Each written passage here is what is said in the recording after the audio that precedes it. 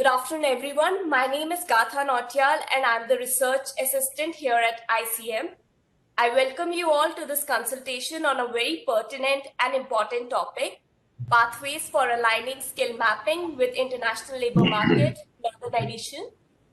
I welcome Under Secretary OIA1, Shri Sanjeev Kumar, our esteemed speakers, Dr. Sandeep Singh Kaura, Advisor to the Chief Minister, Government of Punjab, Skills Development and Technical Education, Mr. Arvind Francis, Assistant Secretary General, FICCI, Mr. Karan Sharma, Director, Qatar Manpower Agency, and Professor Aarti Srivastav from National Institute of Educational Planning and Administration, and all those who have joined us here today. Before we begin, I would like to make a few announcements. We have a very informative session ahead, and to make it fruitful and outcome-oriented, I would like to request all of you to keep your mics on mute until you are invited to speak. I request all attendees, participants to use the chat box to post questions they would like to pose to the speakers, and if possible, to identify the speakers whom it has been addressed. So with these introductory remarks, I would now like to invite Shri Sanjeev Kumar, Under Secretary OIA1, to deliver his welcome remarks. Over to you, sir. Thank you, Gatha. Thank you for handing over the floor. Good afternoon, distinguished speakers, dear colleagues, ladies and gentlemen. It is my pleasure to welcome you all to this virtual stakeholders consultation on pathways for aligning skill mapping with international labor market, Northern Edition. I highly appreciate ICM's efforts for holding this discussion on a topic of such a relevance and significance. In the current era of changing demographics and technological advancements such as automation and digitization, the global labor market is continually evolving. As we are witnessing, these developments have rendered some occupation obsolete, but at the same time have led to an expansion of opportunities across the various sectors in new destinations. The skills and competencies required for the new labor market are also evolving in tandem with these changes. In present time of constant transformation, skilling and upskilling of our workforce has become more important than ever before. India, with an average age of 29, has a unique potential to develop a high quality workforce for the domestic as well as international labor market. Recognizing this aspect, the Government of India, through its several initiatives, has been proactively working toward developing skills and technical expertise of prospective migrants across various sectors in the country. The Ministry of External Affairs, the Ministry of Skill Development and Entrepreneurship, and the National Skill Development Corporation have been working co-jointly towards the goal of making India the skill capital of the world. In this context, the Pravasi Kaushal Vikas Yojana is a crucial skilling initiative that aims to provide skill training and certification to Indian workers interested in seeking overseas employment in specific sectors. Additionally, the collaboration on India-EU Common Agenda on Migration and Mobility enhanced understanding of the India-EU corridor and has resulted in a number of bilateral agreements that are aimed at providing better opportunities for Indians in Europe. Recently, mobility partnerships have also been signed with countries like United Kingdom and Portugal. These mobility partnerships emphasize the commitment of the Government of India to cooperate on skills with new emerging destinations for labor migration. All the aforementioned efforts are indicative of the fact that skilling and training have become critical component of government initiative in achieving sustainable growth. As seen in the past consultation organized by ICM, skill mapping, skill matching, and accreditation have emerged as constant takeaways. In this context, the northern region of India still has a lot of potential that can be realized through increased collaboration between government bodies, skilling institutes, recruiting agencies, and other stakeholders.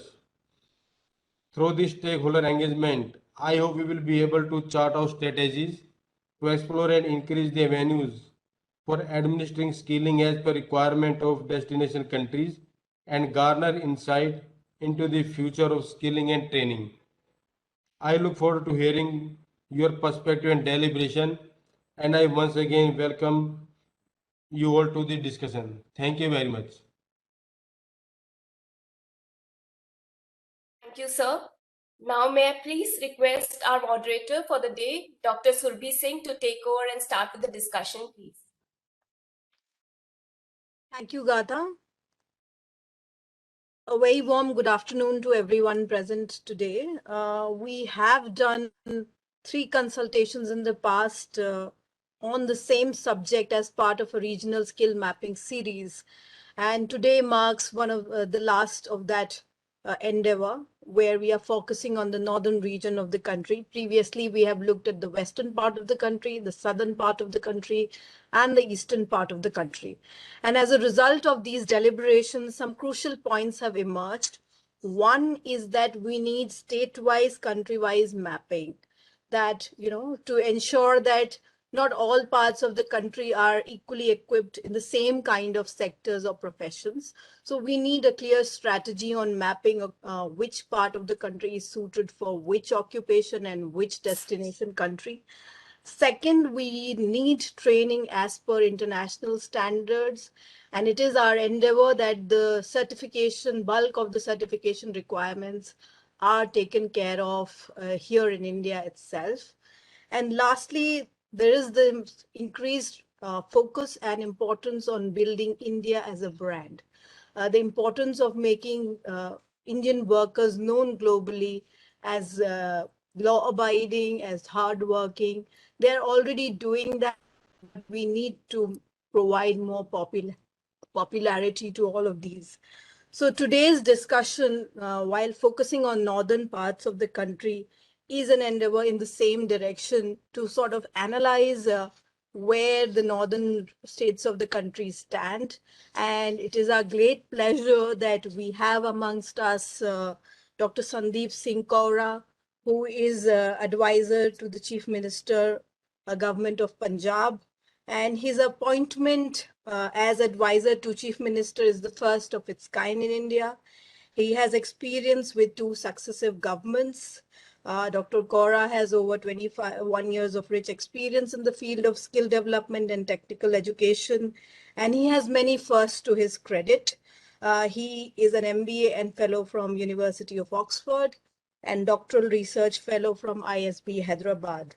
Under his stewardship, Government of Punjab has set up a foreign study and employment cell to facilitate the mobility of Punjab to foreign countries through skilling and education under the government-to-government partnership. We had the pleasure of interacting with Dr. Kaura in the past, also in the recently held state launch of the PDO handbook for Indians going to Europe. But we are more keen to hear his thoughts on skilling. So over to you, sir. And after that, we'll move on to the next panelist. You have about 10 to 15 minutes to share your thoughts. Yeah, thank you, Dr. Surbhi, and officials from the Ministry of External Affairs, my co-speakers in this sessions, ladies and gentlemen. First of all, a very warm good afternoon to one and all present here. Wonderful, to have this session today, and this session particularly is relating to skill mapping for overseas requirement, particularly the requirement of foreign countries. So this is one area where we have in our state of Punjab, if you look at most of our young workforce, their first priority is to go abroad. And they are migrating in the past also. There is a complete, if we look at ecosystem there, where the young workforce or young people from Punjab, they are migrating. So what we have done in our state, because this is one of the area which is very important for our state. So we have worked on a model which is particularly relating to the skilling of young workforce from India to enhance the overseas migration outcome. So I would, would like to show you a couple of slides around that model which we have been working and we have developed, and we have already created a draft policy around it. And once the after the elections, we are going to get a cabinet approval around it, and we have sent the similar model to the government of India also. So just I'll take you through few slides, and I have 10 minutes. So within that time frame, I'll take you. So my office is just sharing the slideshow.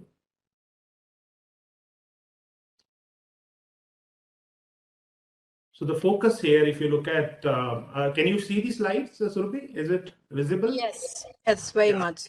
Yeah, so this is on designing of a robust system of skilling of young workforce from India to enhance the overseas migration outcomes. So our thought is, if you look at, just some technical glitches there.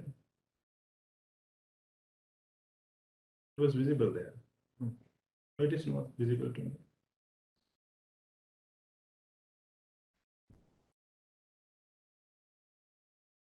Yeah, it is there now. Can you see?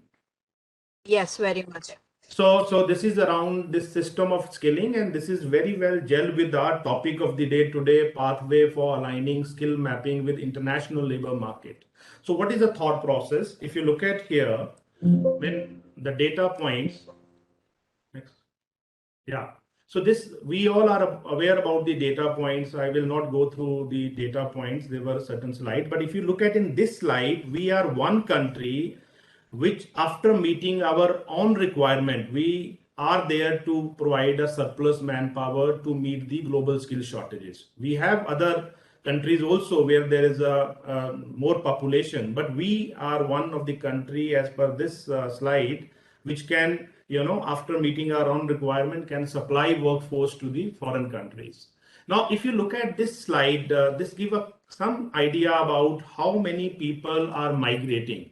So if you look at, there are about around 15 lakh, people moving both for study visa and for, on the basis of the wage employment. But if you look at the number, number is not that large. Seeing the size of our family, our India, our population of our country, 1.26 billion people, this number is not very large.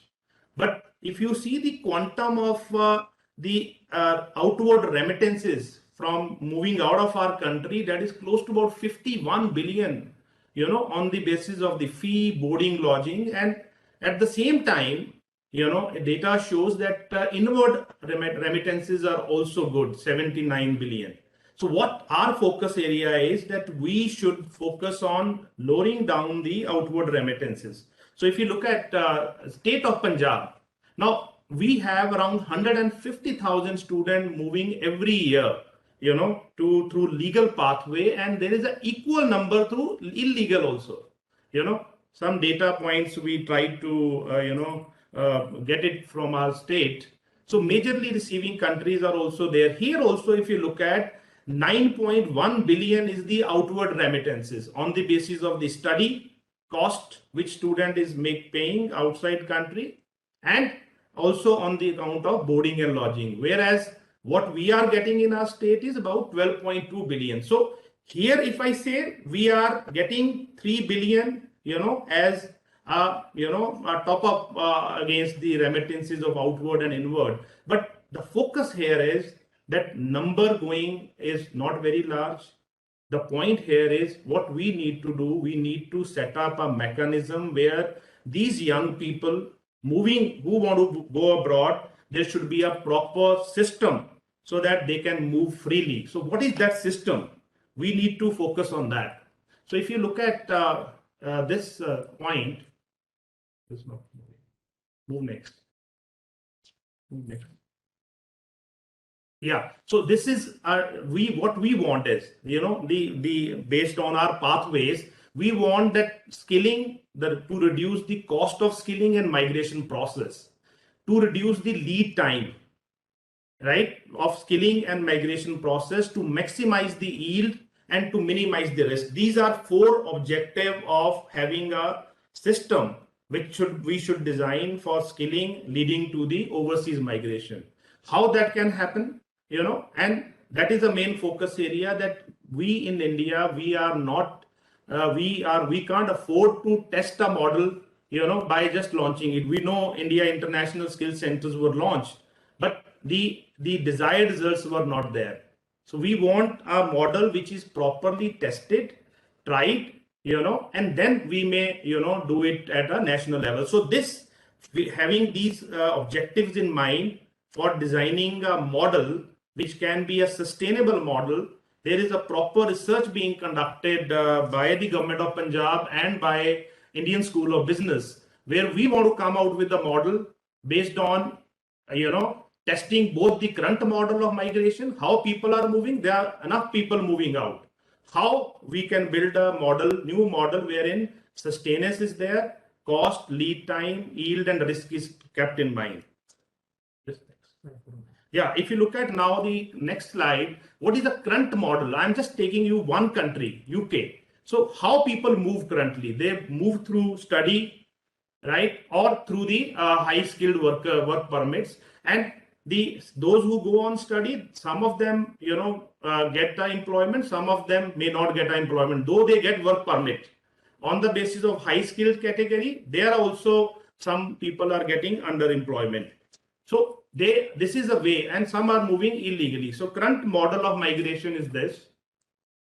If you look at the model which we are proposing here, I want to just request your attention of all my members here. If you look at the model which we are proposing, that we have to set our country as a supply chain for supply of workforce to the foreign country. So what we need is, we need to have a G2G association, government to government, wherein our government will provide basic infrastructure, student mobilization, and the cost of training as per international requirement. We don't want, that we will pay as per our own, Indian cost. We would go by what they want us from us. We are there.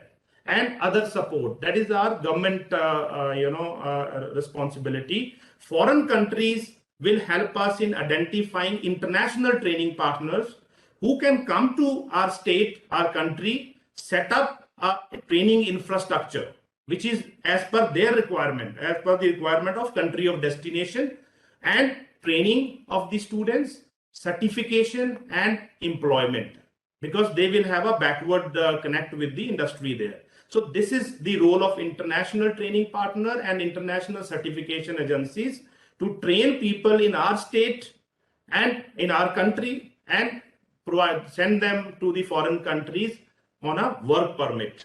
So that is a thought process wherein both the government will have their own do's and don'ts, and around this model we are setting up an international skill development center in Punjab, wherein we have tied up with government of Canada, we have tied up with UK government, so that they can help us in providing the international agencies who can come and train people in our state.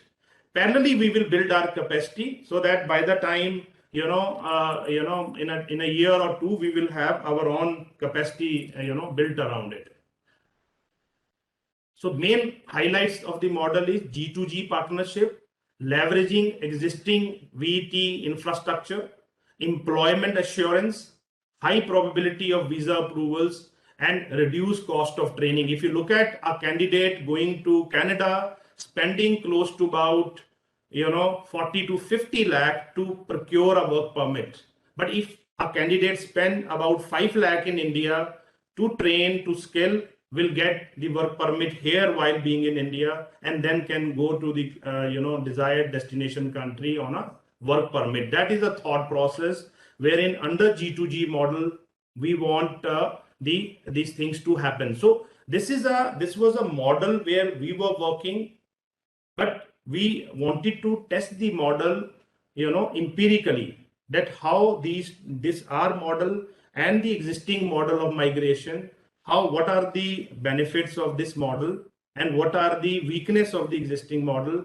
That is on the basis of that we wanted to develop a model, and that is why I said a study is being conducted around it, wherein ISB and government of Punjab is using, and we are using some scientific tools also, having understanding the process mapping of the current model and the proposed model, how both of them can help the candidate on reducing the cost of the infrastructure, the cost of the training. This is a main focus area, cost of skilling, to reduce the lead time. Today a nurse want to go to UK will take about 2 years to reach to UK, or may not be able to get a job there. But with our model, we want them to be trained here, upskilled here as per UK requirement, and go there within a shortest possible time and at a less cost, with more yield. More and more people should get jobs there, and risk should be reduced. That is a focus area of a model which we have been working in Punjab, and we have tested this model with the existing model and the proposed model based on all these 4 parameters. And that is how we are looking forward for designing a robust system, because currently what is important is we have discussed this topic has already been discussed, due diligence have been done, but now there is a need to develop a model around it, and that is the main key to make India as a skill capital of the world. I've shown you a data, 15 lakh people moving out of our country, and state level you have seen the data. Number look very large, but vis-a-vis our size of our population, this number is not that big. We need to evolve a model around it so that India can become a supply chain of highly skilled workforce to the country of destination under G2G model. So that's the thought process around it. And that was just a brief about the model which I wanted to just take you through through these slides. We have done a lot of work around it, but yes, yeah, you can remove the slideshow. So that's the thought process around this. And in the end, I just want to first of all congratulate ICM for organizing this session, and we look forward for further deliberation on how this ground level model, which in a Punjab state we are working, so that if it is successful, once we will launch the skill center based on the real life experience, we would then replicate this model at the national level also, and so that we may get the desired result. So with these words, I want to thank the organizer for inviting me for this session. Thank you very much, Ruby.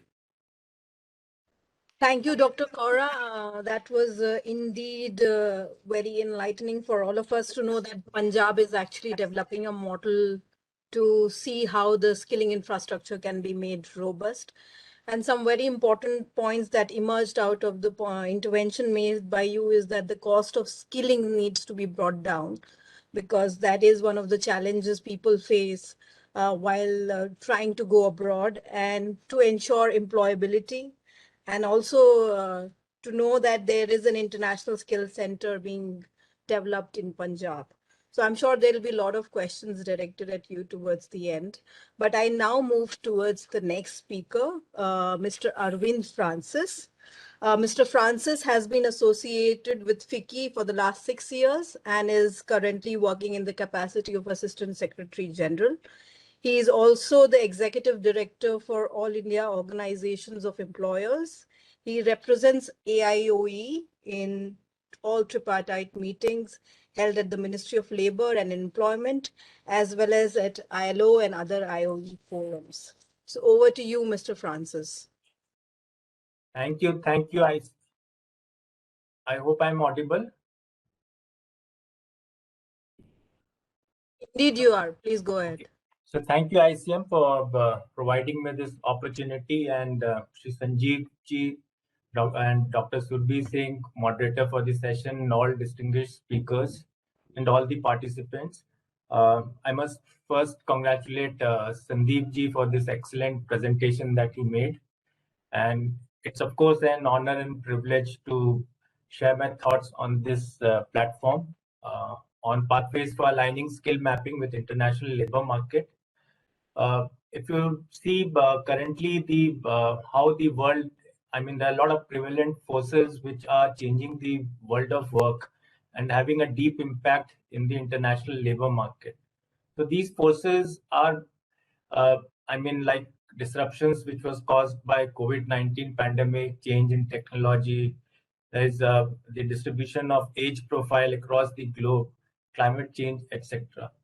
So if you see basically the pull factor for migration is one is of course the shortage of skilled labor, and then there are some push factors which include like violence, conflict, poverty, political instability in the country, etc. So I was just going through one EY Migration Attractiveness Index, and that carried out that as a part of global skill gap report portrayed that countries uh, including GCC countries, European countries, and countries in East are considered to be the best suited for Indians for overseas deployment. So, and we can also see that most of the Indians who are basically migrating, it's mostly to the GCC countries. So it has been arrived after looking the global migration attractive index coupled with Indian migration attractive index, that the composite index giving the countries ranking based on the same. There are 5 countries which is of attractiveness like UAE, Qatar, Saudi Arabia, Germany, and Japan. And once they are migrating, it has been seen that one is that skills is of prime importance, because equipping the workforce with the skills that is required for the jobs of today and tomorrow is a strategic concern in the national growth and development of outlooks of all countries. The globalization of markets is accelerating the diffusion of technology and the pace of innovation. New occupations are emerging and replacing others. Within each occupations, required skills and competencies are evolving as the knowledge content of production processes and servicing is rising. So most of our migrants in India, if we see, they are from Kerala, Tamil Nadu, Andhra Pradesh, Gujarat, Goa, and in the north it is Punjab. And if you see, the migration pattern is also very different for all the respective states. So most of the migration that has happened is with the GCC country, as I said, and it is estimated that there are around 9 million Indians who are employed in GCC countries, and major sectors of employment include construction, tourism, health, etc. And now the labor policies, if you see in these GCC countries due to this COVID and emerging scenario, has also changed. And now the labor markets focusing more on the healthcare, IT, logistics, teleworking. We held a overseas conference here in Fiki, and then we found out that the emerging skill sets which are there are like artificial intelligence, e-commerce, and automation fields have taken over most of the employment opportunities. Future employment will be mostly based on creative skills. The children, young adults should be trained according to the modern and latest methods, and also learning extra new languages will be good in the future jobs related to technology, will be given more importance. 2 important skills which are going to be important are in the health sector, and digitalization of economies and digital industry is now becoming extremely important. So skills are to be required for the areas in technology such as automation, artificial intelligence, blockchain, cloud computing, data analytics, Internet of Things, 3D computing, etc. And we are aware of that Japan is the 3rd largest economy, and with robust laws and institutions, Japan is having a aging population, and the birth rate is also on the decline. So there's a lot of scope in, and I think India and Japan, they have also signed SSW. So currently there are around 40,000 Indians who are residing in Japan, out of which 12,500 are skilled professionals, 5,500 are engaged on skilled labor, and 2,000 are students. So Japanese language is one of the barrier. If anyone wants to migrate to Japan, so language is seen as one of the area where we need to train all the Indians who want to migrate to not only Japan, but even in the EU countries. We have found that language is one very critical area. And India is now entering into bilateral agreements with various countries. And recently it has entered with UK, and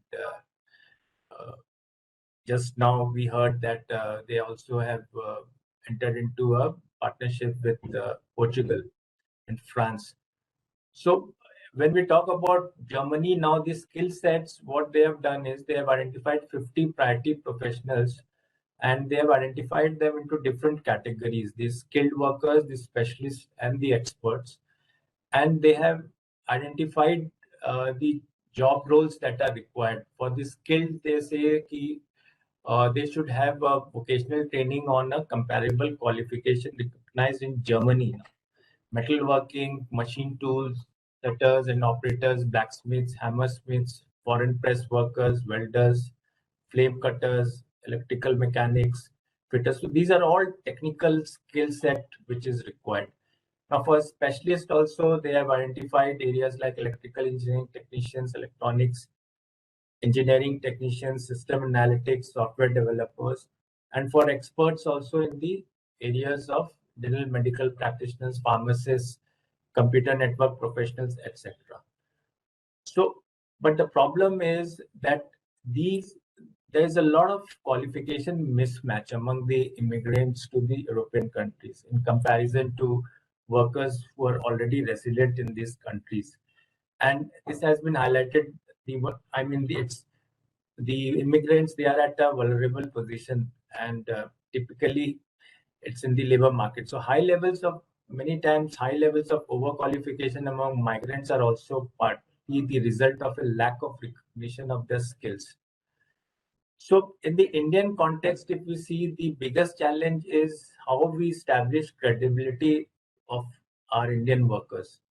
We need to create a brand for Indian workers and show their credibility and creativity at the international level. The competency level, the professionalism, skill sets should be built up to match the requirement of the country set. Now, what role industry associations or chambers that can play? One is, of course, when Sandeep was saying about the government to government, agreements and collaboration should be there.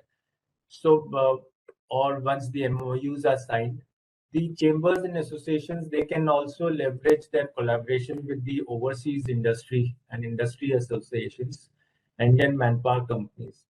And we also need to identify which are the high demand jobs and map the required skill sets for all those high demand jobs.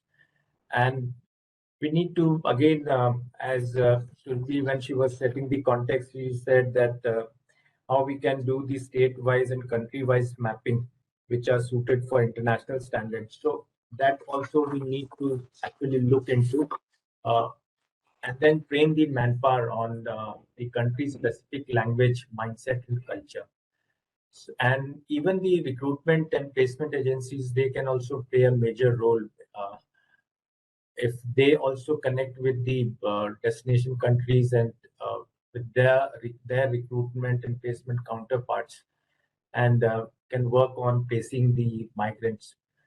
And a digital portal may be where job seekers and job providers may come together, and it may facilitate the whole migration process. We can also think of replicating the national skills passport as it is in Sri Lanka.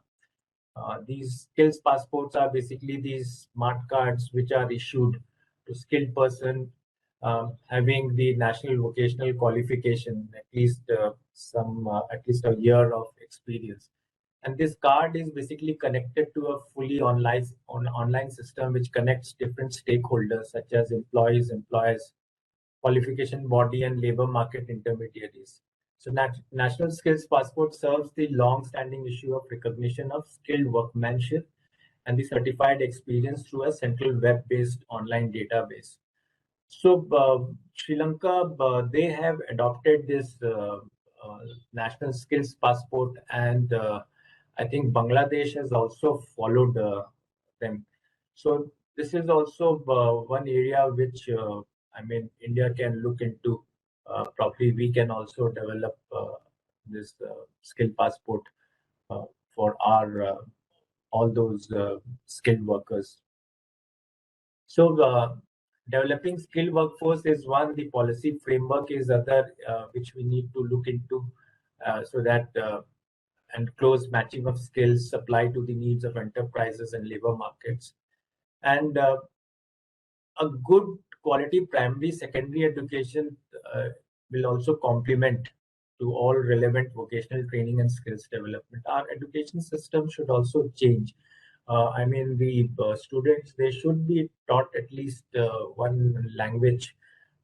Probably they can focus on one language, and the whole thing can actually not only the education system, but the vocational training center should also look at how they can create this international standard, not only in education, but on the skills which are developed at various vocational training centers.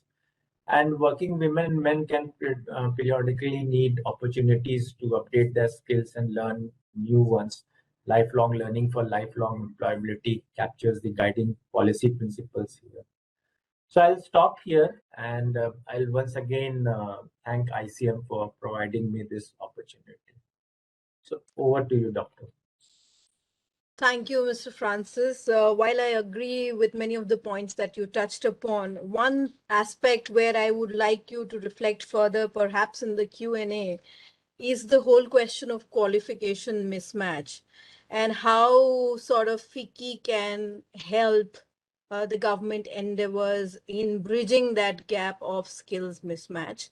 And another aspect that perhaps you can look at from the perspective of your interaction with employers is what is their perception of employing from the northern parts of the country, which sectors are more in demand, and what has been their experience. So perhaps you can come back on those two aspects in your intervention later. We can move on to our next speaker for the day, Mr. Karan Sharma. Mr. Karan Sharma is director at Qatar Manpower Agency based in New Delhi. The agency specializes in recruiting workforce for the GCC, European, and African market.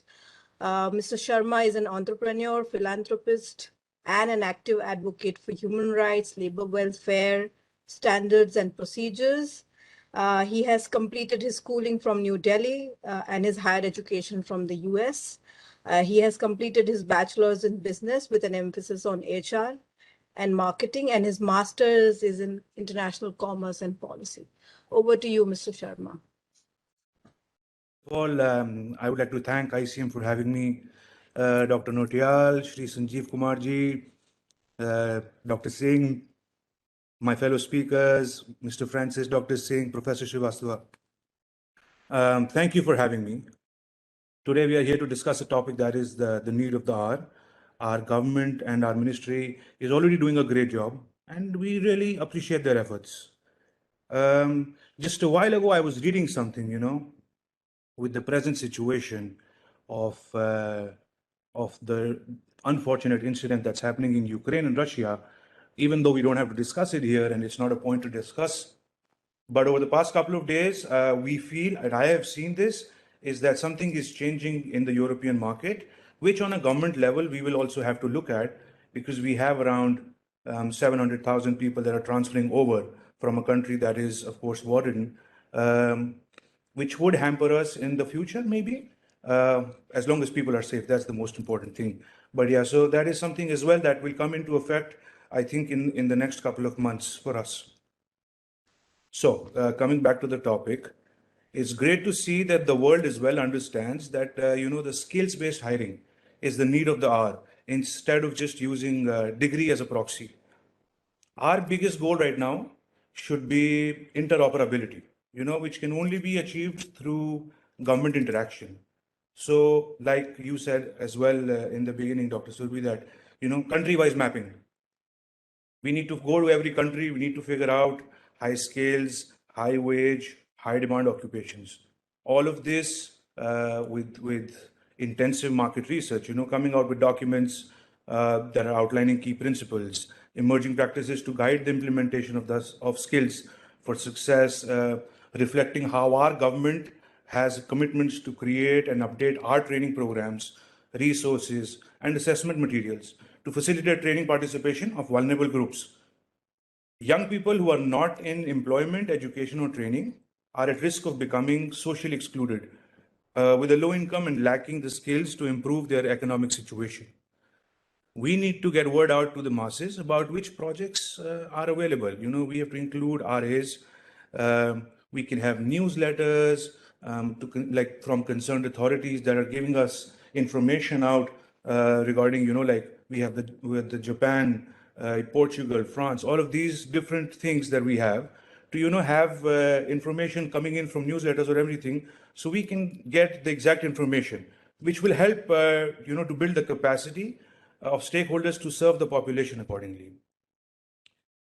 Secondly, we need cooperation from organizations like FICCI. We have, God bless, we have FICCI, sort of a model, where we have like APEDA, which is the agricultural and processed food products thing, where they give out special financial schemes or funding programs where we can go out and do market research for new markets, come back and share this information with the government, with the concerned authorities, so we can get all of this information together and then maybe run trial programs to try to see how our workforce adapts to the local market.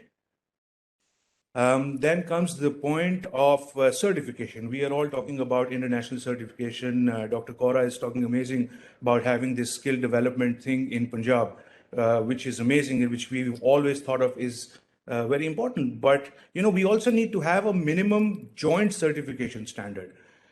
This joint certification standard should be finalized usually in B2B or G2G meetings. Okay, we want to take over their certifications, but we can also take our NSQF levels international and have them accept our certifications as well. Everybody is still working on the old international certifications, but if we have a chance, we should take our certification levels abroad as well. The strong G2G meetings could help that. The level of skills which we use in India are different than all over the world, and we should aim for a middle point for our skill set to meet the demands abroad. That doesn't mean that we want them to go lower, but at the same time, we can find a place where we are supporting our people as well. At the same time, we are able to get the job done for them. Of course, when we require specialized training people like welders or something like that, we need to give them special training, but we can always come together and find projects and find training centers to take care of that. Next is the language. Language is one of the biggest barriers, and we need government support in that as well. We can have programs where instead of doing the test or exams here, we can have on-the-job language training. Our embassies abroad can definitely support in this as well. Like Japan with their language test, I mean, a well-educated person might take years to even learn basic Japanese and to pass the test. But, maybe if we had a program where the person goes there and then as per the job, on-the-job training with the work, they can get knowledge of the language as well, and their working knowledge will increase. So yeah, that's one of the things regarding language. Another project which the government is already doing and which is very impressive is the Swades program. I think it was started in June 2020, the skilled workers arrival database, because that started around the same time when there was a lot of people coming back due to COVID, due to all of these things. So I think the data is a gold mine. I think all the data is going to MSDE. So now this data is a gold mine. We have around 50, 60, 70,000 people, like last I checked, that are already registered on here. This data should also be shared with us. We don't have the data, because this is the people that have already been abroad, that understand the skills that are required abroad. So, and when we have demands, when we have requirements, when we have things, we can give it to them. We can use these people because they already understand the market. So, also we can use them for training other people, or we can give them for the retraining to, increase their salary, their economic situation, their skill set. So something that we could do with like already existing programs that we can offer. Next, for me, is to increase industry participation and ownership. This is one of the major weaknesses in our skill development and mapping system. The vast majority of firms are small and medium size, and their investment in training is insufficient, as they lack the required resources, or they have a short planning horizon. On the other hand, the public training sector, they often have supply oriented. They are often supply oriented, but they have very weak demand links. So if we allow more private ownership, training becomes an integral part of the company's core service provision. So unfortunately, most of the firms do not have a well-established training system. So because of that, I think, if we have more people that come in, and the skill centers are probably rented out project-wise or privatized to some extent, that can also help in finding what we need as per demands from the international market. So, we can do that. There was a very important and good point that Mr. Arvind put in about, the national skill passports. This is something that is really something that was also on my agenda that I was going to talk about, and I'm glad somebody brought it up, because yes, Sri Lanka has really done it, and they have really pushed forward and made it happen. That with these passports, it just becomes easier for everybody to just know who you are and where we can use you. So with different skills and different categories of people, this can be an amazing thing. Next, we need to, in the northern region especially, we need to focus on different sectors. We need to really push forward for healthcare, for hospitality, for IT. There's a lot of new projects coming up. There's a lot of new things coming up. So, I mean, these sectors, like healthcare sector, has not been very prominent in the north, but we should definitely look at this. Dr. Kaura was talking about how nurses take 2 years to get to the UK, and half of them don't even get there. So, exactly, I agree that, we have to really get some more skills, some trainings, and some more institutes in the northern region to work towards healthcare division. And so, like, overall, I just want to say that, we have to get together into building a system of just interoperability where everybody's connected to each other. We have like a job portal, or we have something where everybody's just talking about whatever is required, and it just goes onto the system. The demands can come in from companies. The ministry can contact the people there. We as recruitment agents can contact the people there. The people from Sudwes, whoever are coming back, can register there. And it's just one big joint portal where everybody has all the information that is required. That's all I have to say. Thank you.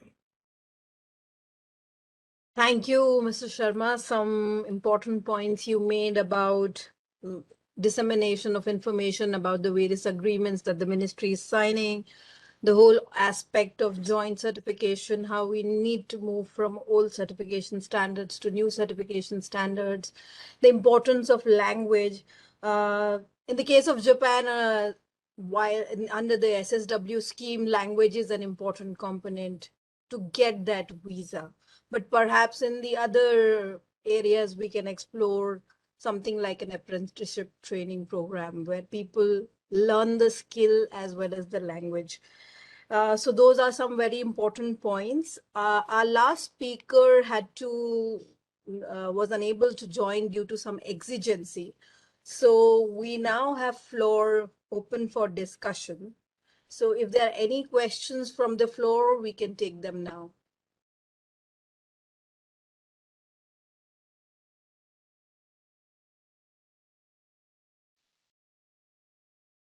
Perhaps to just start the discussion, in the meantime, I'll have my 2 points. I had already raised a few points to Mr. Francis. Perhaps Mr. Cora can come back and talk a little bit more about how, once the study is complete, this model is sought to be implemented in Punjab, if there are preliminary thoughts that he has. And apart from Canada and UK, as you mentioned, that training is being developed in alignment with these countries, which other countries Punjab is looking forward to collaborate? Dr. Cora, I can begin from you. Yeah, thank you. Thank you, Surbi. If you look at, as I mentioned, we need to develop a system, because currently, as I think speakers have already mentioned, there are many things going on in our country. We have Ministry of Skill Development running skill programs. State level missions are also running programs. We have technical universities. So many programs are being run. But if we look at the outcome, today, how many of our young people moving abroad in a systematic manner? That's a point of discussion, because we need to evolve a model wherein there is a proper system wherein they can move and they know the outcome. Currently, as I said, now in Punjab, nurses is one of the area, healthcare. Now we have been getting demand from Germany, UK, Singapore, even for that matter, Australia, Canada. They are the preferred, destination for our young people, and also the demands are pouring on to our state, because we have opened our, doors, and we have also started conducting them. We have a special cell coordinating with these, countries. So now the point here is the model, what they say, that train people, they should have a skills, everything. But we say, as a supply chain, if they need people, they'll have to come forward, sit with us, and let us start something here, build a model around it, and then we will build our capacity around it. So coming back to your point, if you look at here, we are targeting all the major European countries, Canada, US, they are also preferred destination, along with GCC countries, and they are focus sectors. We are going for it. And the point here is, we want, first is that entire ecosystem currently prevalent in the state, be it our technical institutions, be it our colleges, producing the young workforce for our own country and for the overseas. We want a sizable number should go abroad, because that is one area where, that outward remittances and inward remittances are very important for the state. So what we are doing with this model, as I said, one is that we just open a center, we try, and then see the impact. Like, as I said, IISCs were launched, and then there was a revision in the model. What we want, the current model as well as the proposed model should be tested, as I said, different scientific tools, and we want to launch it. So, but we have done the pilot, and the pilot is, showing a good results by having a close tie-up with the country of destination. So Canada with Punjab, province of Alberta has signed up with Punjab, and they are sending us the requirement. First is the requirement. The model is what? They have sent that we need so many welders, so many nurses. They have categorized the sectors. And then the Canadian High Commission is facilitating the good training agencies which will come here and train people in the first phase. And certification agencies, international certification agencies, are skilling or certifying the people.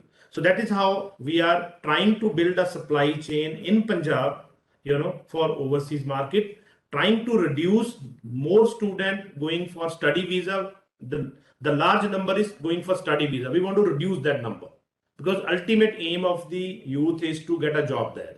So we want them to study here, get required skills, language skills, whatever they needed. At the end of the day, they should go there, be our brand ambassador, be productive right on the day one. So that's the thought process with which Canada we have started working, UK we have started working, and very soon we will be targeting, rest of the country, Germany, Australia. We are already doing it. Yeah. Thank you so much. Over to you, Mr. Francis, your thoughts on the 2 points that I had made. See, one is you talked about how FICCI can basically help in bridging the gap that is between the academia and the industry and the skill bodies. So what FICCI can do, and it's also working, within India, but we also can look into going beyond the boundaries, is one is basically to create an environment to promote industry academia engagement through hub and spoke model. The best of the industry and the best of the university can be at the hub and as a tier 1, and all the tier 2 and tier 3 can be at the spoke model. And the best practices and benchmarking not the best practices only, but the international best standards can be benchmarked from these tier 1 to the tier 2 and tier 3 university. And so that is basically creating that environment. We can help in that. Second is we can also customize the capacity building program with the training partners. And the third area that we can look into is to basically engage the industry to upgrade the course curriculum of universities and make it more industry relevant. And we can also focus in also creating these skill sets which is actually which is relevant to the industry of international standards. So FICCI can work in these 3 areas basically to bridge that gap. Thank you so much for bringing those 3 points. We'll certainly take note and work with FICCI more in this direction on bridging the capabilities and capacities in the area of skill development. I see that Professor Srivastav has joined. Professor Srivastav? Yes. Sorry, Sita, are you there? Can I just come on with FICCI because the continuation of the dialogue? Can I? Right, you can go ahead. Sorry, yeah, thanks. So just also in link to FICCI and to Arvind, actually, one of the things that is quite critical for us to actually understand in India is what the employers really need. And being a chambers of commerce, which actually has ties with other chambers of commerce around the world through various partnerships, I think one of the things that might be really useful would be to have such fora where we can have employers from destination actually share the skill sets that they're looking at as well as the professions, because I think that's something that is really critical to understand. And this can be done perhaps through an agency like you, because it just helps to, understand better the needs that are there in another country. And also just to, add to that is the role that actually the private recruitment plays in this, because I think there is the possibility to speed things up. And I know that you have a process and you can have skilling, but you can actually speed movement up. And I'm sure everybody sitting in this room understands that migration is sticky. So you've got to open the channels first. Once you open them, things start moving faster. So even while we're looking at certifications and some of what Dr. Kaura was saying, I think it's quite critical that we start moving people, because that's what actually builds those pathways in a way. And for that, employers meeting and private sector with you. So the recruiters were able to fast track movements, because they can tap into a resource of returnees or whatever it might be. Maybe a way to also think of moving forward, because I'm looking at the markets, and I've of course spent some years looking at Europe now, but even if I just look back at the work in Europe and I'm tracking that often, I find that it's quite interesting that we have suddenly got an upsurge of Bangladesh signing contracts with European countries, and we have some of this happening. Nepal is having movements. So I'm wondering why we are not, as India, able to pick that up. And it may be because we are still trying to look at the much more systematic route, of course, of having the skills, having the agreements, and then moving forward.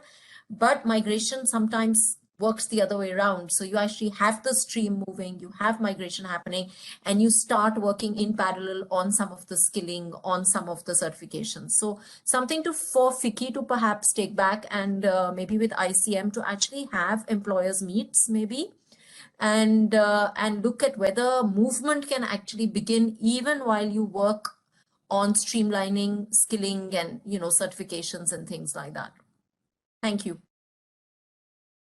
Yeah, thank you, Sita, for bringing that very important thing. And I think during my deliberation also, I mentioned that what industry associations and chambers can play is, one is, of course, leveraging the collaboration with the overseas industry associations and Indian manpower companies. So once there is a MOU which is signed between the two governments, probably the two chambers from the origin and the destination country, they can also come have a sort of MOU wherein they can lay down basically what you said, that what are the employers wanting. So probably so that it can be clear in the origin country also, okay, what is actually the destination country is looking for. And if that is clear, then probably we can, whatever efforts that we are putting in creating that ecosystem, we can, it will help us to basically align all those things to the requirements of the destination country. Thank you, Mr. Francis. We have a question in the chat box for Mr. Kaura. There's a question that they are a training institute for nurses. They are the leaders in training of nurses. And as Punjab has mentioned that there is an interest in sending nurses, they are asking how can we take this forward if they want to train the nurses, about the requirement for training companies. So perhaps you can come on that, Dr. Kaura. Definitely, we would welcome any initiative. Please get in touch with our office. I will just now put my email ID, my office ID, so that you can just send your proposal. We will invite you for a further discussion. We are looking for a support from all of you. Please come forward. As I said, we are very fast in execution. Like just now, Sita mentioned about kind of a dialogue with the foreign employers. We are already, planning to have one round of discussion with the foreign employer. Not only the employer, also we are looking forward for the ambassadors, and the High Commissioner to be there, because the role of High Commissioner is very important, so that they can facilitate the visa. Visa is a key. Whatever we do here, while we were testing our model, what we found, everything is there, language is there, certification is there, even job is there. But if visa is declined, what will happen? So wonderful inputs came from British High Commission. They said, let us do pre-visa compliance. Before you start training, a candidate first entry point should be a pre-visa compliance. They should be first taken through compliance, and then based on that, our training system should be, started. So for these nurses, definitely, and for other sectors, we welcome. So I'm mentioning writing my email ID, so that we can get the proposal and we will immediately get back to you on it. Thank you, Dr. Kaura. Before I see that Mr. Sharma also wants to intervene, but it would be unfair on my part to not let Aarti speak. So Aarti, if she has made great efforts to join despite the exigency. So Aarti, you have 5 minutes if you can briefly make the points. Yeah, so thank you very much for giving me this opportunity to interact with you all. I will speak from an educationist perspective. Is that we see that technology will be the major mover and shaker, in which the new robotics, genetics, artificial intelligence, and all will set the pace for the new labor market. Now, when we look at all this, and this is going to touch us across grids, of home, work, tourism, everywhere. So, we need to be really, really discerning, because now there'll be a occupational shifts, upskilling, this thing, and this will be because we are undergoing through a demographic bulge. So, we have the Generation Z, which has different completely lifestyles, where they are more akin to video learning, they are more akin to the ecosystems and all that. So this is a different generation that we're talking about. So from the demand side, it's the industry that is changing. From the supply side, it's the generation that is changing. So the interface of traditional education probably will soon not be, it will be redundant. And what we will see is that, a new kind of structure where, the interface between workforce, education, employment, where, disruption in skills will also lead to, skill stability. So these kind of skills, and we will have to align it to the labor market within India and outside India. So multinationals will be the macro change makers, where they will set the road for some local people to supply, to feed into the ecosystem. Also, they will also support the ecosystem for entrepreneurship. So it is industry 4.0, which is leading the change with technology, but also other people joining in to create a new system. So now what we are looking at is talent platforms like LinkedIn, which will take care of the there'll be similar platforms. So they'll be they'll be taking care of the new supply side, where they'll be updating the skills, and they will be recording the updated skills and all, and feeding them to the labor market. So the labor market itself will be not the traditional labor market, under the economic growth of first agriculture, then industry, and then the service sector. It's going to be an amalgamation of skills, an agglomeration of skills, where all the three will be intertwined along with the service sector, and massive, so for the aging population, it is going to be a whole scale upskilling. For Generation Z, it's going to be, a normal ecosystem, and for people who are already in the service, it will be a feature of, a lot of training, and training also, to align to the labor market. So these are some of the things that I wanted to highlight. I have already shared my PPT. Hopefully that can be shared with you all also. So that's some snapshot that I want to give you about labor market from an educationist perspective. Thank you. Thank you so much, Aarti, for joining us despite the challenges that you faced. Now, before I give the floor back to Mr. Sharma, Professor Srivastav spoke about the demand side. But as someone who is heading a recruitment company, I want to ask you for your views. How do we match up the supply side to the demand side? We always talk of the demand, aggregation of the demand, getting the demand from the destination country. But what about building a skilled skilled workforce here that we have. How about matching that with that demand? Your thoughts on that, adding to the views that you were going to share. No, I was just going to agree with Dr. Kora that the biggest problem that we have is the visa. We end up doing everything, the work permits come in, everything gets approved, they have a job, they have everything, and at the end of the day, visa nahi hai, because people do not get the visa. So, that is of course something that we might also have to work at, regarding trying to just make sure that when we are putting in all the hard work, we are finding all these people that they actually end up getting a visa. So yeah, I agree with him. That's only I wanted to agree with him on that point, that this is one of the biggest points that we always face is the visa. Now to coming to your question, Ji, regarding that the skill set that we already have and matching them to the demands, I think that's how we survive.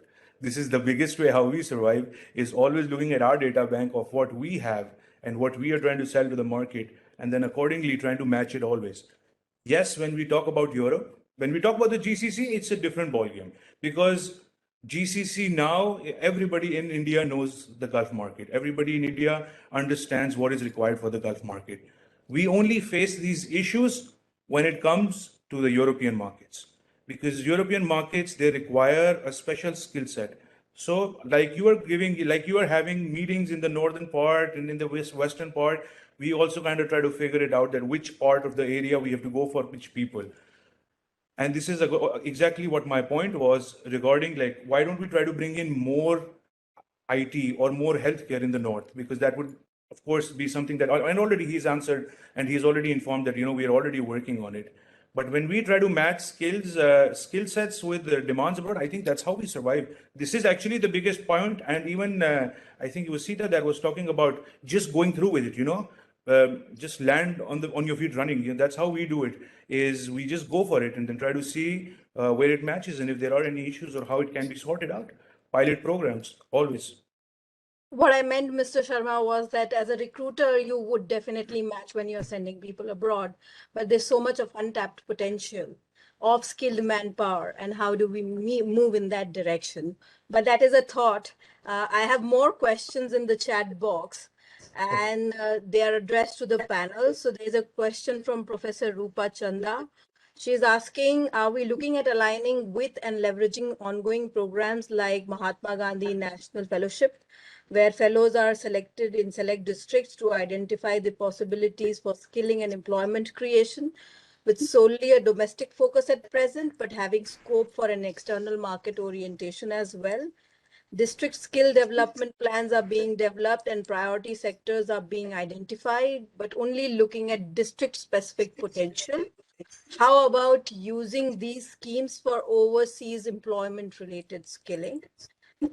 Additionally, there is another question, the issue of return and reintegration and recognition of skills and experience of those who acquire these skills overseas. That needs more thought. And we have questions from one of the sending organizations involved under TITP. The question is, for sending the candidates, 6 to 12 months of training in language is required along with the skill set. For this native language trainers, interpreters, translators, marketing people in Japan are required, which incur a lot of costs without any help from the government. As a result, we have to ask the candidate to pay the training and TITP costs before going to Japan. No loan facilities are available. Can something be done? So those are the questions, and I'm giving the floor back to the panel to And Surabhi, can I come in? This is Sanjay. I've had my hand up for a while. Sorry, So Sanjay. if you allow me to pitch in, please. Yes. Thank you. Thank you, Surabhi, ICM, and all panelists. I especially found the presentation by Dr. Sandeep extremely heartening. I'm Sanjay Awasthi. I am representing International Organization for Migration, IOM UN Migration, and based in New Delhi. And I just wanted to highlight a research study that we are undertaking in partnership with ICM and MEA, holistically looking at the elderly caregiving sector across Europe. And we have had very intensive conversations and consultations with a wide variety of stakeholders across Europe. And also based on the suggestions provided by the embassies in India, we went out to talk to those stakeholders, and which would hopefully give us a fairly good snapshot in terms of the emerging opportunities as well as challenges for Indian workers in the elderly caregiving sector. And then perhaps that may also fit in very well with the initiative which the government of Punjab is taking in a similar area. So yeah, that's what not a question, but just an information. Thank you. Sanjay, And last but not the least, one of the things which I would like to underline is a constant emphasis on ethical recruitment. Because if we lay a proper emphasis on critical aspects of ethical recruitment, then we would be laying a very strong foundation for regular migration. Thank you. I noticed that Bhaskar also has his hand up. Dr. Bhaskar, do you have any question? This is not a question. Hi Surabhi. Nice to meet you here. Hello everyone. This is Bhaskar. I'm the team lead for International Migration Center, Karnataka, an initiative of Government of Karnataka. Now, with regard to the point that you have raised, I mean, I think Professor Rupachandra, I think, asked about the role of MGNF and how they can be used in the district level. With respect to Karnataka, I can confidently say the IMCK has been using MGNFs on the ground, not only with regard to various skilling related activities, but also to promote our international migration center related activities. They have been very active in coordinating with our district level stakeholders in creating and establishing overseas employment pathways. Just to clarify, I know this to Professor Rupachandra. Professor Srivastav, you have any point? I see your hand raised as well. Yeah, I just wanted to say that the research study is a very good idea, and I think we should have many more research studies with taking as what is the need assessment of people in a particular continent or in a particular country, and train our youth with those kind of skills. I think that would be really pertinent. Thank you. Thank you so much. I'll now give the floor back to Dr. Kaura to share some of his insights on the questions asked. Yeah, Surbhi, I think what Srivastava just now mentioned, studies are very important, and I would request Mr. Avasthi also to get in touch with us. And as I said, now we are not in a position to test the water again and again because we are a large country. So we have to have a very strong model of skilling and migration. And particularly relating to, and I just want to quote an incident here. You all must be aware about students struck in Montreal, Canada. There are about 2,100 students who have been affected due to closure of 3 colleges. 3 Canadian colleges, 2,100 from India, out of which 90% are from Punjab and some are from Gujarat. And if you look at, they have paid lot of money, to the tune of each person about 35 lakh. And today they are in a situation where colleges have declared themselves as insolvent. Now, what is required here, that youth want to go abroad. That's for sure, be it our state, Punjab, or be it other state. That is where we need to evolve a model. And I could see one question here that Western countries gets a lot of revenue, like in the tuition fee. So that is where Punjab government has already framed a policy that now we have 300 Canadian colleges and universities come to Punjab for admission. Now what we are planning is to have a model that they'll have to route through a process of getting approval from us. Then they can take admission from the students from Punjab. So that point, and they have to, for our skilling initiative also, we are asking them to the state, country to country, as I said, to contribute to the cost of training also.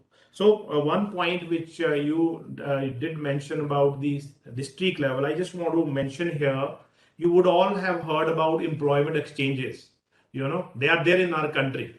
And employment exchanges are, I mean, when, you know, we had, we went to the employment exchanges, you would have seen old people or broken infrastructure. If you come to Punjab now, we have renamed it as called District Bureau for Employment and Enterprise, DBEs.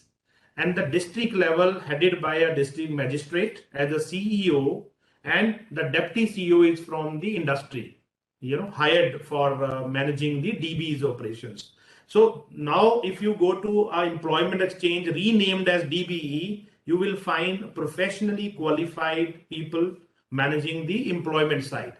So at there, even we are involving these fellows also to be with us and to build an ecosystem for domestic employment and for the overseas employment. So what is more important here as of now, what I feel that with all the questions and with all the input coming, that we have to shake hand. You know, if Punjab is doing something and we are doing, let's, FICCI can come forward. As I said, you know, Qatar management, manpower agency can come forward. We welcome you all. And let us build an ecosystem together. And what Sita said, you know, let us start something. And we have already started. And in due course of time, we are going to build a model around it so that there should be a systematic model of going abroad.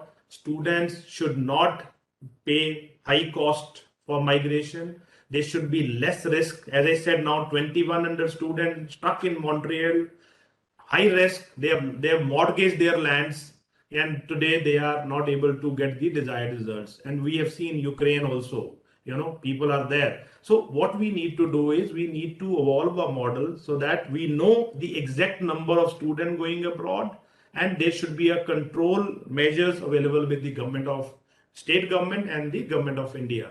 And that's where Punjab government has already taken a lead. We have framed a policy for managing foreign universities coming to Punjab for admission of the candidate for their universities. They'll have to route through a process, and we will have some control over it so that tomorrow, if any such incident happen, we will be there to support the candidates. So that's how we are taking many initiatives, and we welcome the stakeholders who are present here.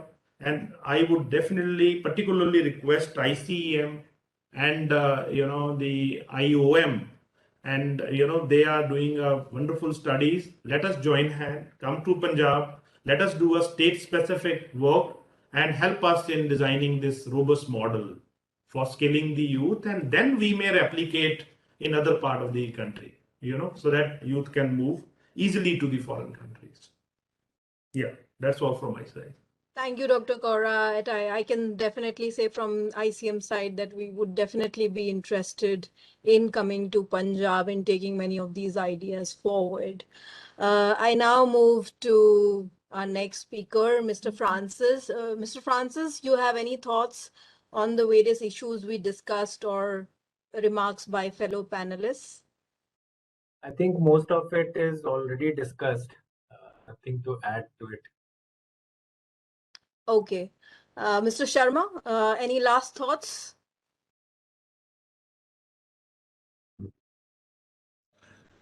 It's just an amazing forum, and thank you so much for having me. It's great to interact with all the people and try to get our points across and try to listen to everybody. Let's just hope we can all get together, like Dr. Kaura said. Let's get together, join hands, and let's hope for the best. Let's just go ahead with it. That's the only point. Thank you so much for having me. Thank you indeed. And taking forward from where Dr. Kaura left, that we all need to shake hands. I think the whole idea behind organizing these discussions by ICM is to bring various stakeholders together and sort of interact and learn from each other and take many of our initiatives that we are individually taking and see how we can collaborate and move at a greater speed in the direction of skill development, in facilitating overseas employment, various studies that we have been undertaking. So that's the whole idea behind this discussion. And I'm really thankful to all the panelists who joined us today, Dr. Kaura for his fantastic presentation on the various initiatives that the government of Punjab has taken, Mr. Francis for bringing out the role that FICCI can play in bridging the gap in skilling initiatives, and to you, Mr. Sharma, about talking about from the perspective of an employer, and Dr. Aarti Srivastav, who took great pains to join us for this meeting. So thank you all. And last but not the least, thanks to all the people who made this discussion vibrant, all our fellow attendees of these meetings. A big thank you to all of you. Before we close, we would like to take a virtual snap. So I would request all of you to please turn on your cameras so that we can take a group picture.